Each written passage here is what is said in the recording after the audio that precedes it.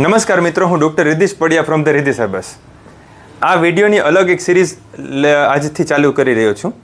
રોજબરોજ અમારા જે પેશન્ટ પાસે જે અનુભવો થતા હોય છે, જે તમે પોતે એમાં કોરિલેટ કરી શકશો કે આ વસ્તુ થાય છે, પણ એ આપણા હેલ્થ માટે, આપણી લાઈફસ્ટાઈલ માટે સારી નથી. તો આજે એક શૃંખલા ચાલુ કરી રહ્યો છું.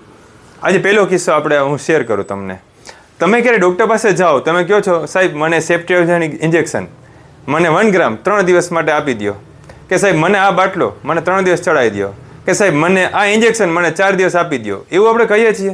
આપણે શું કે સાહેબ મને તાવ છે, મને શરદી છે, ઉધરસ છે, તકલીફ છે, આપણે એ કહેવાના છે. આપણે ક્યારે ટ્રીટમેન્ટ કહેવાના છે મને દવા 3 દિવસ આપી દો નથી કહેતા.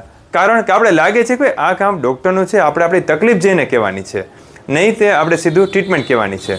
તો આપણે એલોપેથીમાં વિચારે છે, આયુર્વેદિકમાં શા માટે નહીં? હમણાં થોડા દિવસ પહેલાં એક બેન આવેલા, એક પડીકી હતી દુખાવાની, કે મને આ પડીકી 15 દિવસની આપી દો.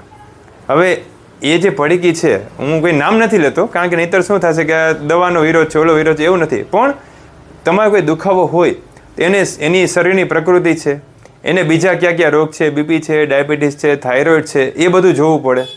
એ વસ્તુ એને શૂટ કરે છે કે નહીં? કારણ કે ક્રિએટિનિન લેવલ એનું હાઈ છે, તો ભાઈ એને અમુક દવા ન આપવી જોઈએ, બરાબર? એમને ધારો કે ઓલરેડી વધારે પડતું વજન છે, તો પછી એની પ્રમાણે દવા આપવાની છે. એની પ્રકૃતિ વાતપિત્ત કફ ઉપર ધારો કે કોઈ પિત્ત પ્રકોપ હોય, વાત પ્રકોપ હોય, તેને એ દવા એ રીતે આપવાની હોય છે. તો આયુર્વેદિકમાં એક દવા બધા માટે થોડી બની છે. હવે પ્રોબ્લેમ શું હતો? એના પાડોશી ઓટલે બેઠા હતા, બધા આજે મસ્ત ચર્ચા થઈ કે ભાઈ આ વસ્તુથી દુખાવો સરખો થઈ જાય છે. માની લો કે એના પાડોશીનો લેડીઝનો વજન તો 45 કિલો અને આ બેનનો વજન 90 કિલો.